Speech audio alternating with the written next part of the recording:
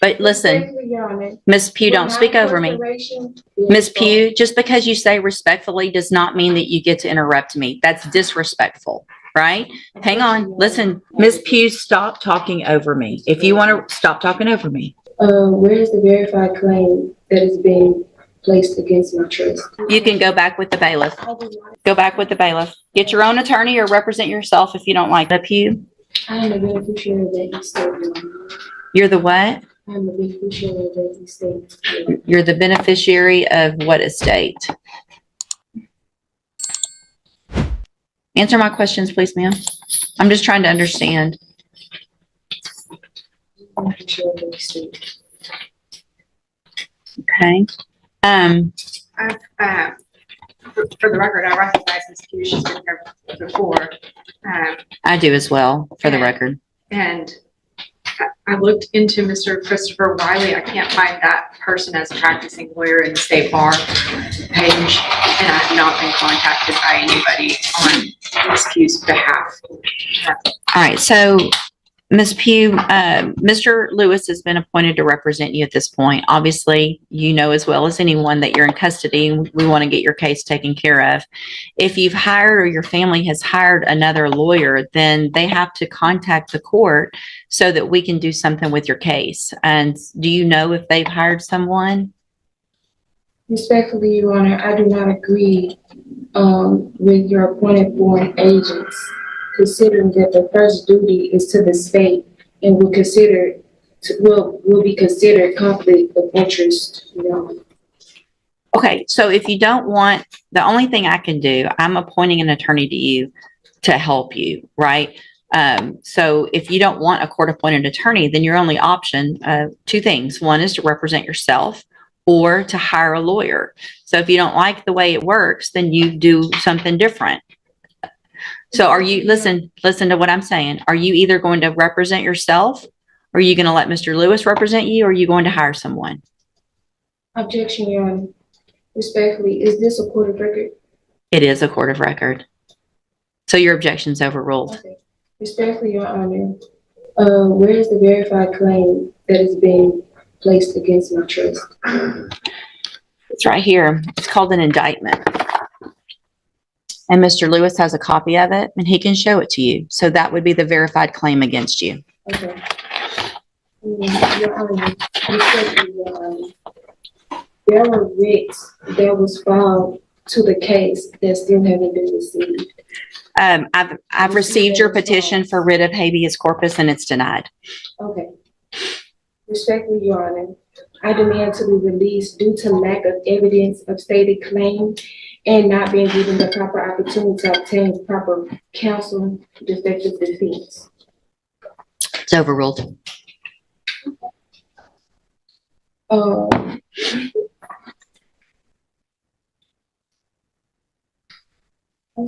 You're running out, aren't you? No, it's fine. So here's the thing, Ms. Pugh. I appreciate your position, but listen, Ms. Pugh, don't speak over me. Respectfully, Your Honor, for my incarceration. Ms. Pugh, just because you say respectfully does not mean that you get to interrupt me. That's disrespectful, right? Hang on. Listen to me. Everything you have there is overruled. And here's one of the reasons why, is because you have a lawyer. And your lawyer will file the appropriate motion. You're interrupting me again, which is disrespectful. So I'm going to leave Mr. Lewis as your attorney unless you choose to represent yourself or hire someone else. I'm going to give you 2 weeks to determine what you're going to do. You can go back.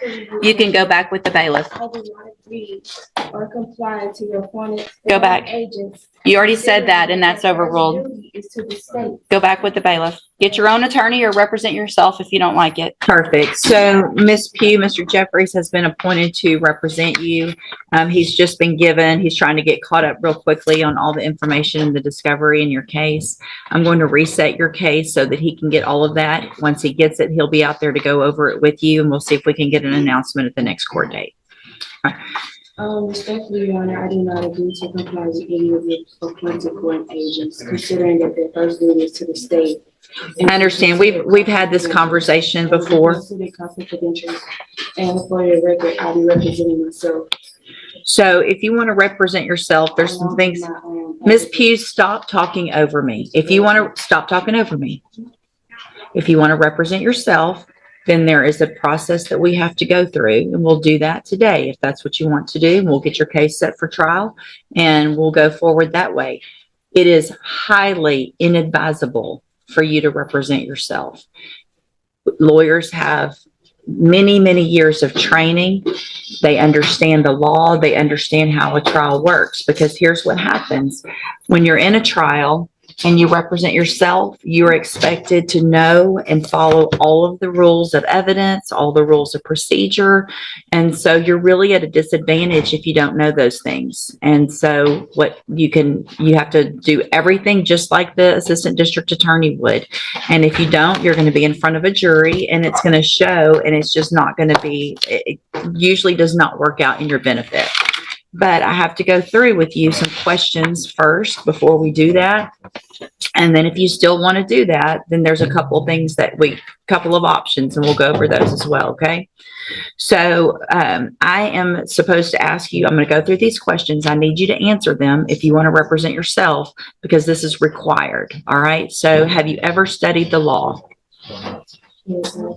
Okay. Have you ever represented yourself before in any kind of criminal matter? Okay. Do you understand the charges against you? I know been accused of. Okay. And so do you know, and we've gone over before, I think, what the range of punishment is if you're found guilty on a jury? Do you know what that is? Let's see. Hold on a second. Let me pull you up here. We'll go over that again as well. The date of that allegations from June 22nd of 2021. And what that means is if you're found guilty, that the range of punishment that the jury could give you is between 2 years as a minimum punishment up to 10 years in prison, anywhere in between. Do you understand? And you answer out loud just for the record. Do I understand? No, I don't understand. What do you not understand about that? I don't understand, Your Honor. So here's the thing. If you want to represent yourself by law, you have to be able to understand these things. Otherwise, I've got to appoint an attorney for you. So you can't just say, I want to represent myself because I don't like the attorney or I don't like the process. This is the process that you're in. You live in Texas, you live in the United States. This is the law that applies to your case. So what do you not understand about the range of punishment if you're found guilty? And I'd be glad to explain it. I don't understand because I've never even been wrong. That's what a jury's for, right? And so if you say you're not guilty, then you go in front of a jury and they determine, after they listen to the evidence, if you're guilty or not. That doesn't have anything to do with if they find you guilty, you understanding that they could send you to prison for between 2 years and up to 10 years. Do you understand that part?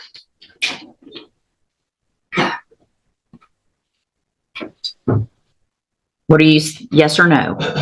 No, you don't understand that.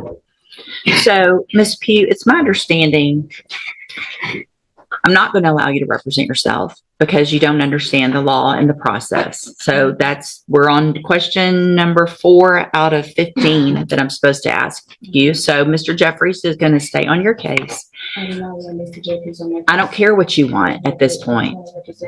You can't do it. All right, you can go back with the bailiff. I'm done. Go back with the bailiff. He's not on my case. Go back with the bailiff. He's not on my case. Welcome to the criminal appointment list. Yeah, fun, Judge. This was not meant to be any kind of punishment, I promise. So Mr. Jeffries, get ready like you would. Probably it's going to go straight onto a jury. Right, I would And assume. we'll just get it figured out that way. All right.